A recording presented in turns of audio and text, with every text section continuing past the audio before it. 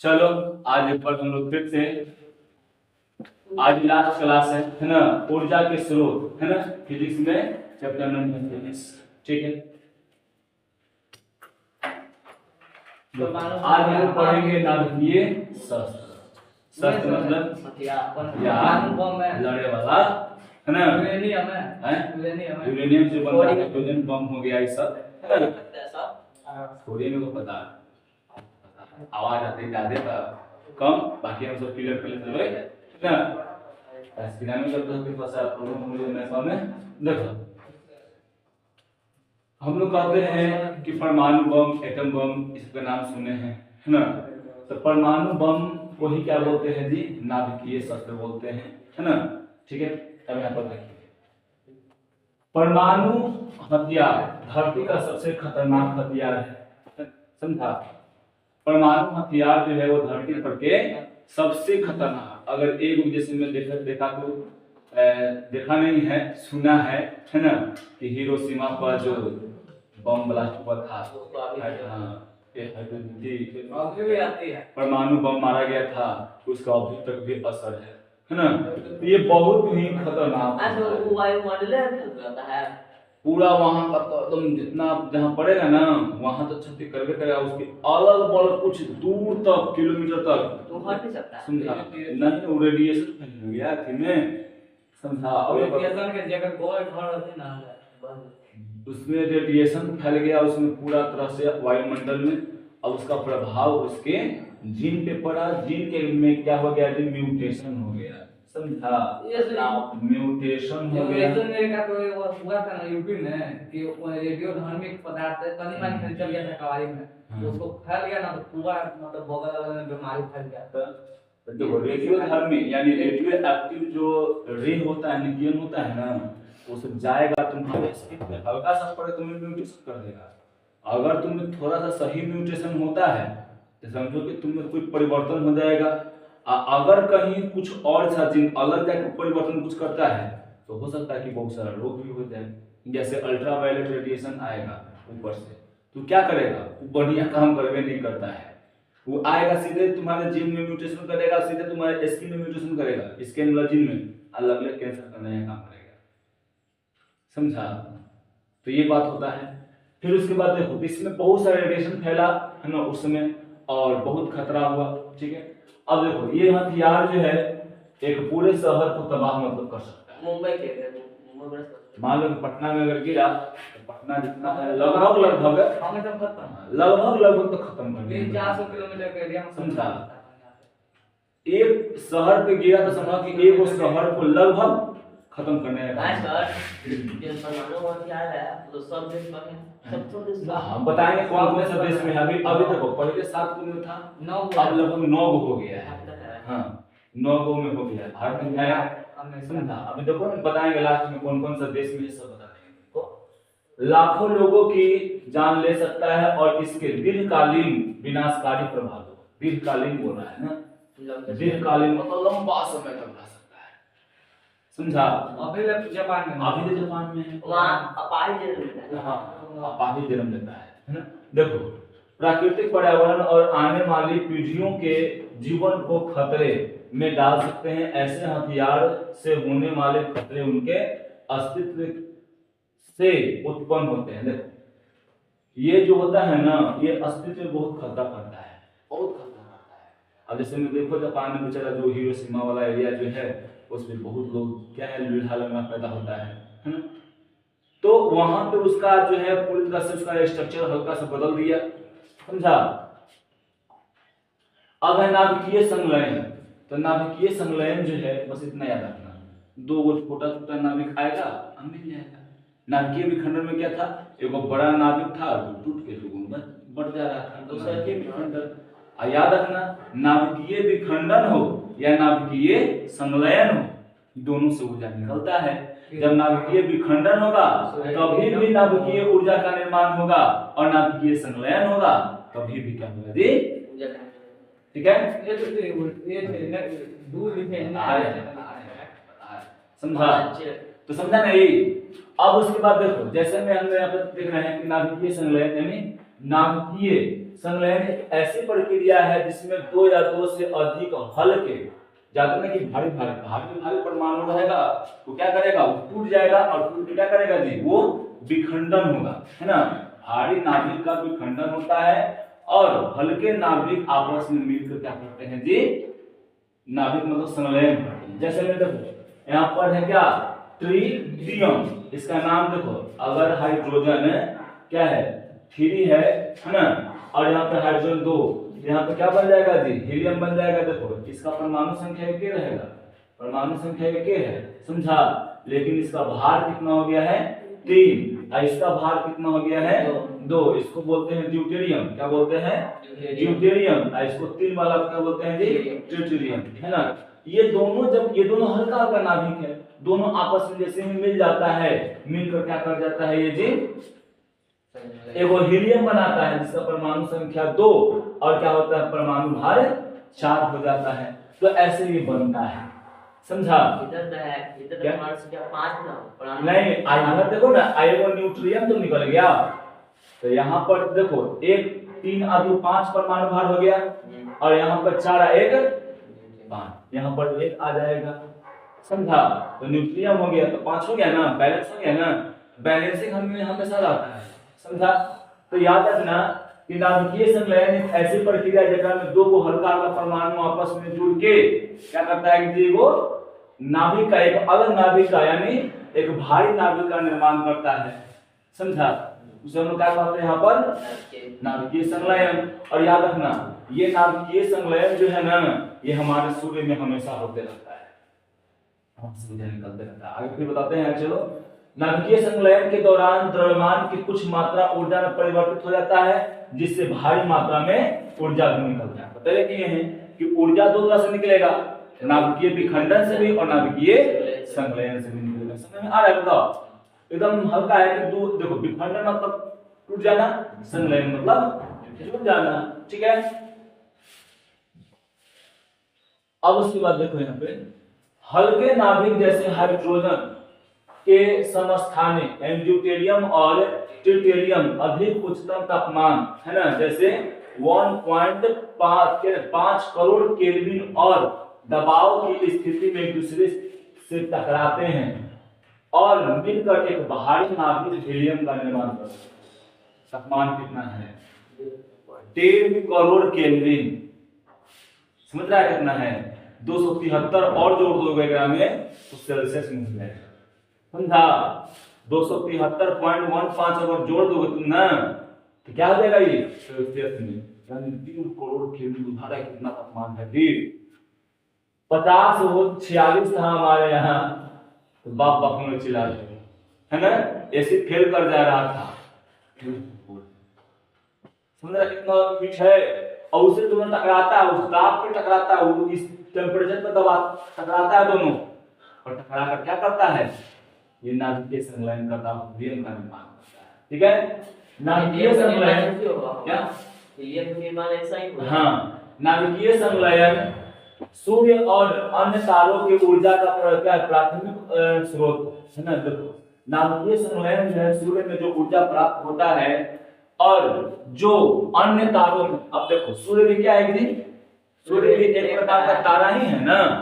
अब ये तारा है तो देखो, तो ये दोनों में जो ऊर्जा का मात्रा जो मिलता है वो कहां से मिलता है, नाभिकीय संलयन से मिलता है ना।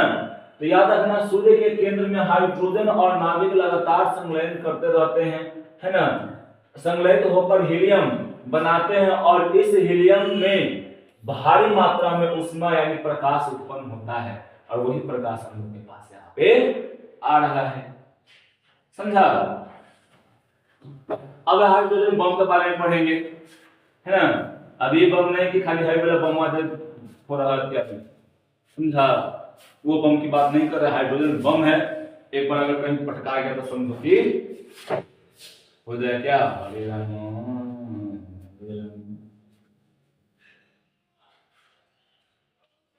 है ना। चुपचाप पढ़ रहा है ना। हाथ मजबूत है, हाथ मजबूत रहेगा तो मजा आएगा। अरे कमल जो रहता है वो कीचड़ जो रहता है, जहाँ कमल रहेगा वहाँ कीचड़ रहेगा, है ना जी। बताइए हाइड्रोजन बम ताप नाभिकीय संलयन पर आधारित है और इसके क्रोड में यूरेनियम और प्लूटोनियम के विखंडन पर आधारित एक परमाणु बम होता है ना। याद रखना हाइड्रोजन बम जो होता है वो नाभिकीय संलयन, है ना, नाभिकीय संलयन के द्वारा होता है ना। हाइड्रोजन बम किस पे आधारित है जी? नाभिकीय संलयन के द्वारा पर आधारित है। और क्या है? यूरेनियम और प्लूटोनियम के नाभिकीय विखंडन पर आधारित, दोनों पर आधारित। हाइड्रोजन बम किस पे आधारित है? संलयन पर भी, नाभिकीय संलयन पर भी आधारित है। और किस पर आधारित है? नाभिकीय विखंडन पर भी आधारित है। समझा? यह परमाणु बम ही संलयन अभिक्रिया को शुरू करने के लिए आवश्यक अत्यधिक तापमान और दबाव पैदा करता है। ये संलयन और विखंडन क्या करता है जी? बहुत ज्यादा दबाव और तापमान क्या करता है? उत्पन्न करता है, जिससे क्या होता है? जिससे रोशनी भी वहां पे क्षति भी पहुंचता है और ऊर्जा भी बहुत सारा निकलता है ना। जब परमाणु बम का विस्फोट होता है तो यह लाखों डिग्री सेल्सियस का क्या करता है जी? तापमान को भारी मात्रा में वहां से ऊर्जा को उत्पन्न करता है, जो संलयन ईंधन को क्या है? ट्रिगर करता है और एक विशाल विस्फोट का कारण बनता है। समझा? और ये बहुत तापमान उत्पन्न करता है, वो उसी कारण का होता है जहाँ पे बहुत ज्यादा ऊर्जा होता है, इसका बहुत मतलब है क्या बोल सकते हैं कि बहुत बड़े क्षेत्रों में मतलब वहां पे ब्लास्ट होता है, विस्फोट होता है। समझा? देखो ये क्या है? ये परमाणु बम है ना। हमारे भाई गजब करती है, प्लास्टिक में रखेगा, सेब के तुम रख देगा लकड़ी के पिंजरा में, बताओ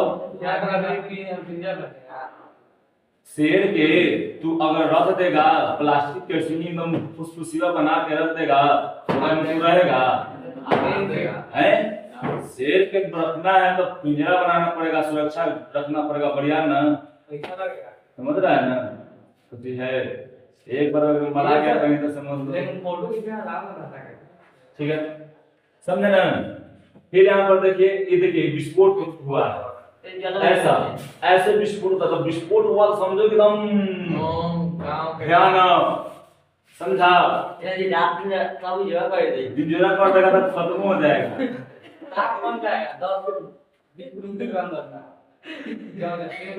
जोड़ा कर देती पटाखेगा, बदलवा कहीं जोड़ा तो कर देगा, लेकिन कहाँ पड़ेगा? ए भैया इंडिया देखने के लिए रहेगा, ये तो चार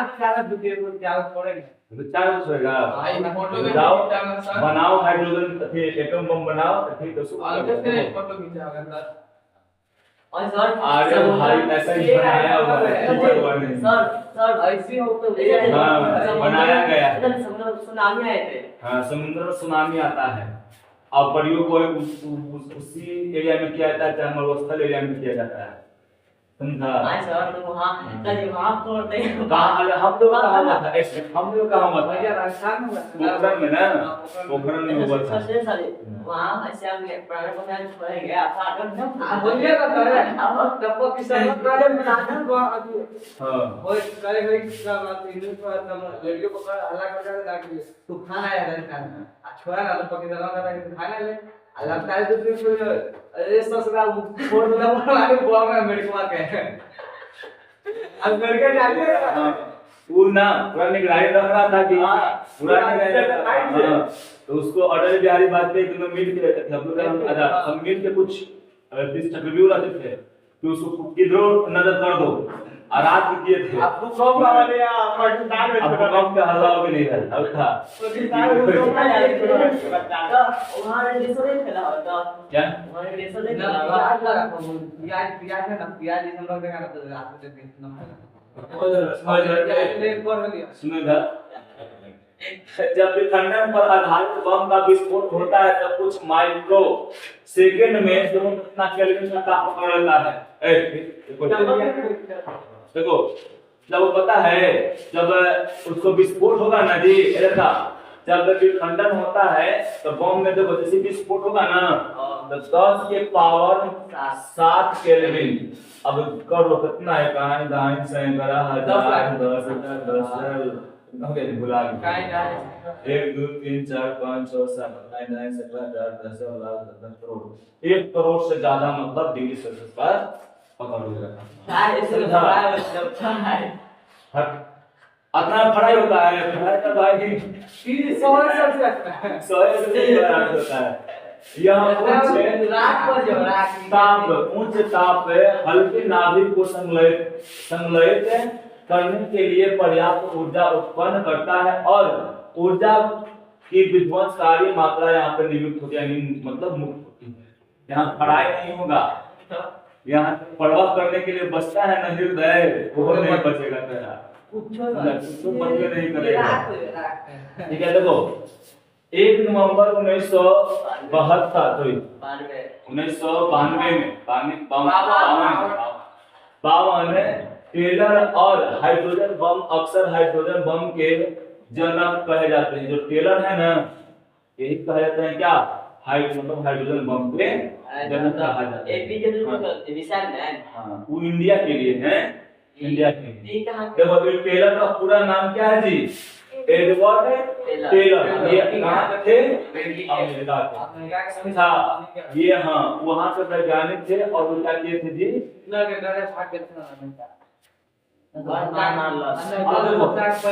टेलर का थोड़ा सा हम जीवनी का उत्तर दिए हैं।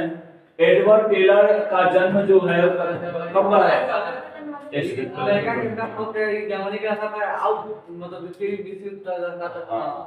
अब सर बताएंगे बाद में, विश्व युद्ध के बारे में हम नहीं बता सकते, उसमें ज्यादा को नहीं पता है ना।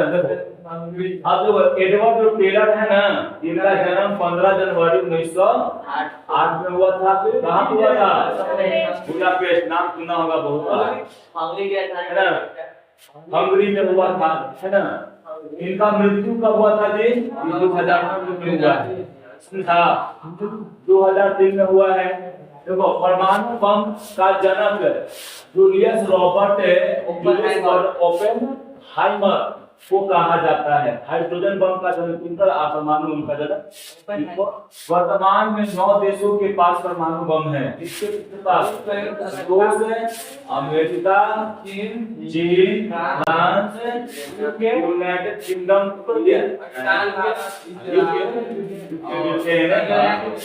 पाकिस्तान, भारत, इजराइल और उत्तर कोरिया। तो धमकी तो अमेरिका के आगे कोई कुछ करता है फादा के मार्को तोड़, समझा।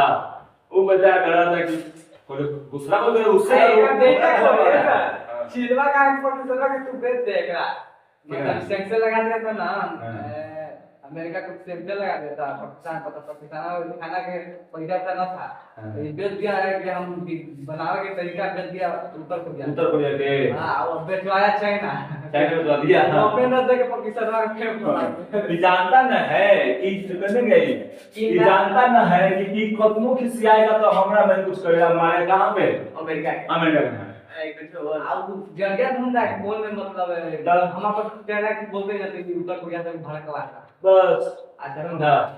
ये कतनो कुछ करे, ये खराब बात है। मतलब हमारा लड़ाई होगा, हमारा तरफ में लड़ाई होगा, तुम्हारे का मास्टर थे, ऐसा नहीं होता है ना। मान लो हमें लड़ाएगा तो हम क्या करेगा जी, सीधे बात है कि हमारा लड़ाएगा तो पाकिस्तान को अधिक करता है, हां मत करता है। ये बात भी देखा था, इसमें भी कुछ किया था। अब देखो पर्यावरण के परिणाम, अब जानने करता है कि सब विनाशकारी है ना, प्रभाव तो पड़वे करेगा, है ना।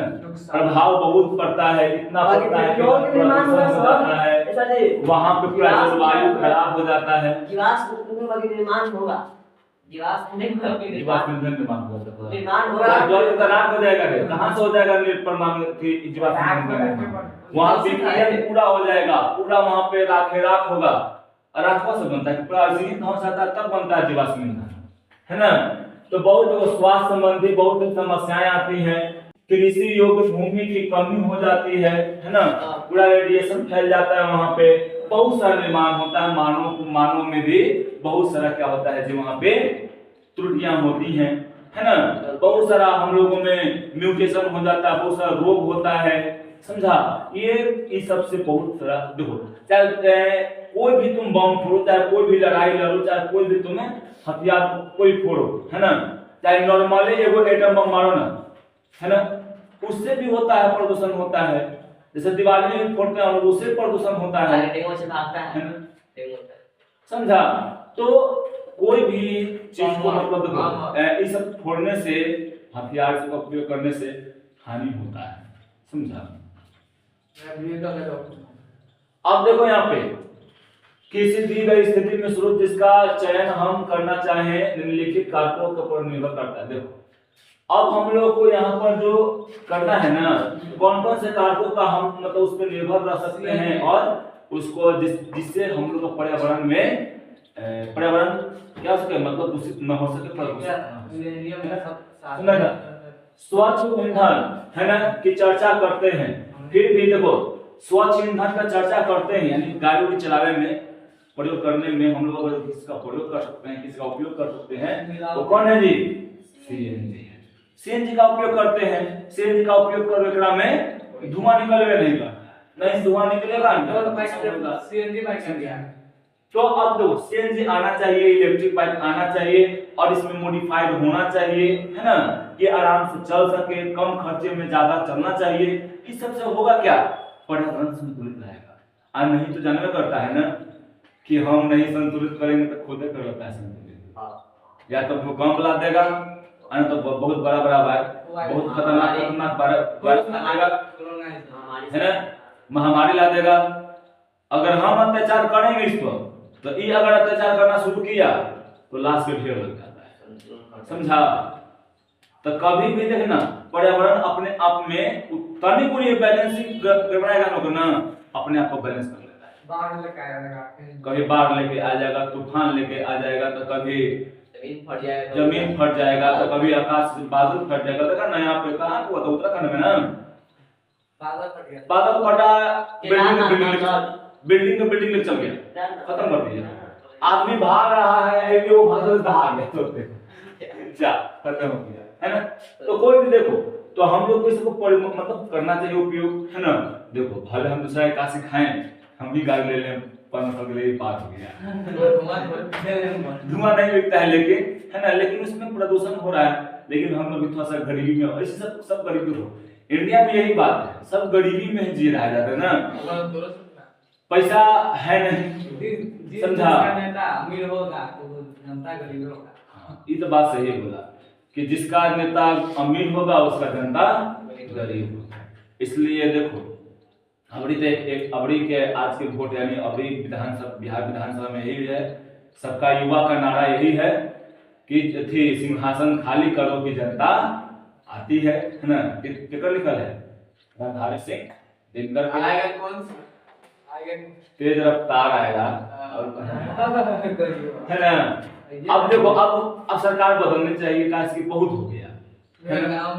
अब ना होता है कि अगर मान लो 15 साल हो गए, 20 साल हो गए भाई, 15 ना, अरे भाई 2000 बनले है, 5 में उनको सरकार बने चाचा थे ना, 5 में रह 25 ले बूढ़ा हो गया थी, है ना।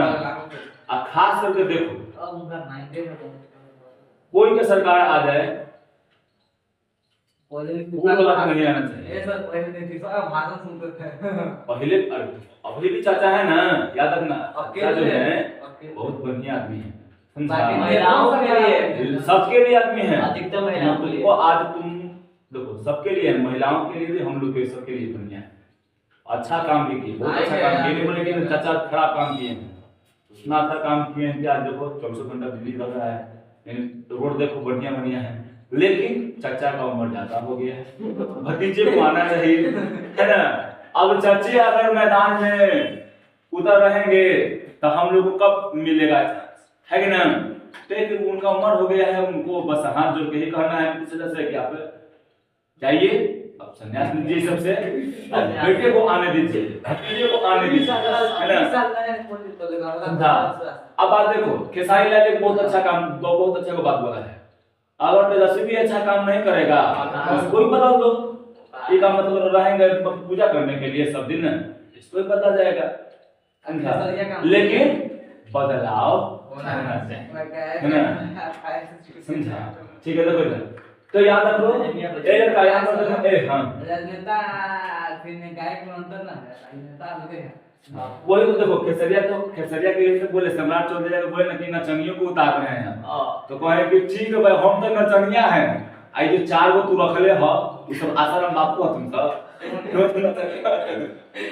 मनोहर तिवारी, अवध सिंह, खेसारी लाल, रवि किशन, मतलब हाई रवि किशन निरहुआ बताओ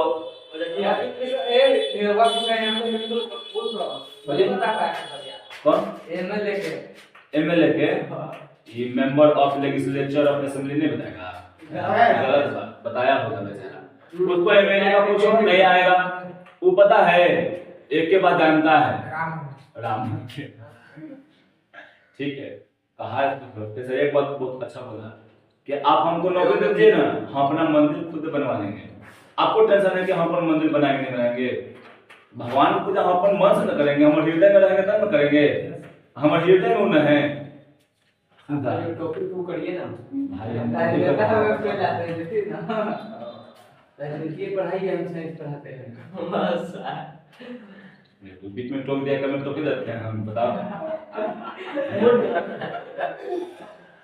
चलो देखो इधर पहले तो यहाँ क्या है जी मतलब है, तो सीएनजी इस सब का हम लोग को ज्यादा उपयोग करते हैं, जिससे क्या होगा पर्यावरण बहुत ही अच्छा बनेगा। कांग्रेस के वोट देना कौन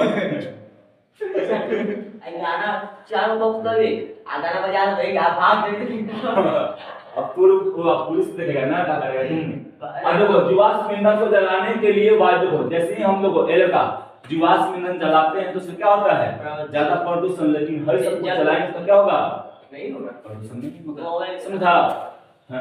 अब देखो यहाँ पर कुछ स्थितियों में युक्ति जैसे सौर सेल, अब देखो यहाँ पे हम लोग सौर सेल इस सब का भी उपयोग कर रहे हैं, है ना? यानी नवीकरणीय ऊर्जाओं का भी उपयोग कर रहे हैं, जिससे क्या होगा, जिससे प्रदूषण यहाँ पर नहीं होगा और आराम से हम लोग का मतलब ये सबसे जो है ना इसको हम लोग बार बार बना भी सकते हैं, खत्म भी होने का चांस नहीं रहता है ना? अपने पूरे कार्यकाल में कम क्षति पहुंचाने वाली अधिक अस्थायी युक्तियां उत्पन्न करने के लिए इन क्षेत्रों को अनुसंधान मतलब करना मतलब जारी रखना चाहिए, है ना? चलो खत्म है। अब कितने समय तक कोई ऊर्जा स्रोत टिका रहेगा, है ना? देखो जीवाश्म ईंधन पर अधिक समय तक निर्भर नहीं रह सकते हैं, है ना? क्योंकि एक दिन ऐसा समय आएगा कि मतलब क्या होगा, खत्म हो जाएगा, समझा? वो सीमित है, ठीक है? ऐसे स्रोत जो किसी दिन समाप्त हो जाए, है ना? ऊर्जा के समाप्त होने वाले को क्या कहते हैं जी? नवीकरणीय, और नवीकरणीय, और जो समाप्त नहीं होगा उसे क्या कहेंगे जी? नवीकरणीय। यानी नवीकरणीय ऊर्जा जो होता है वो कभी समाप्त नहीं होगा, और जो अनवीकरणीय होगा उसे क्या बोलते हैं जी? वो समाप्त मतलब हो जाएगा, ठीक है? कोयला, हाँ, कोयला हो गया, पेट्रोल हो गया, डीजल हो गया, है ना? ये सब, ठीक है? देखो ऊर्जा को नवीकरणीय स्रोत, देखो ऊर्जा जो है वो क्या है जी? मतलब नवीकरणीय स्रोत जो हमारे द्वारा उत्पन्न किए जा सकते हैं, जो प्राकृतिक प्रक्रियाओं द्वारा लगातार उत्पन्न किए जा सकते हैं, जिसकी आपूर्ति असीमित है, जैसे में पवन ऊर्जा, है ना? सौर से, समझा? फिर बहता हुआ पानी से जो उपयोग करते हैं, बहता हुआ पानी से जो बनाते हैं, उन इन सभी ऊर्जाओं को हम लोग क्या कहते हैं जी? नवीकरणीय ऊर्जा। दिल्ली में क्या द्रव ऐसा दिल्ली में बनिया कौन जल से बना ऊर्जा जो है ना वो नवीकरणीय है। अच्छा जल क्या है? दिल्ली में क्या है? पानी की कमी है, कितना पानी की कमी कमी है तो कैसे पानी कमी हो गया? जल की पानी मतलब कैसे हो गया?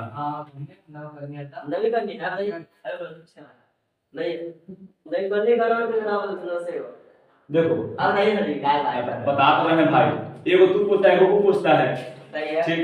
देखो जल जो है अगर बारिश बार बार हो रहा है नवीकरणीय है, ठीक। बारिश हो रहा है लेकिन जल में ना काची है नवीकरणीय कुछ थी अपनी नवी की बारिश से क्या होता है इनको बात नवीकरणीय के पता नहीं करती है। अरे कहीं सीमित है, कहीं सीमित है वहां से खत्म होगा।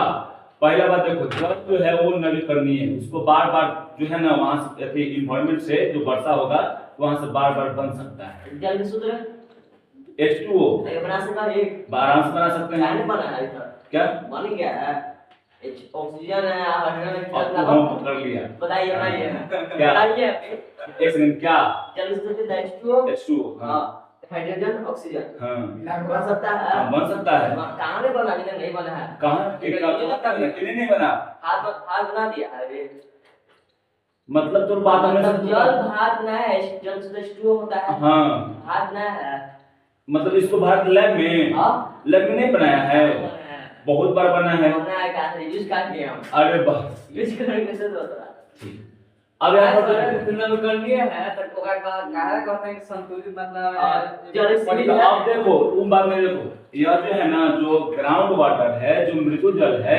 वो जो है ना अगर वर्षा नहीं होगा तब वो खत्म हो सकता है। हां सर सब पता है जल सीमित है सब पता है जल सीमित तो जल दान भी कर दिए मृदु जल क्या है, मृदु जल है ना जो ग्राउंड वाटर है वो सीमित है, वो 1% में कुछ करके समझा। अब समुद्र वाला जो जल पूरा जल जो पूछोगे ना वो तो बहुत सारा है 71% है 71% है।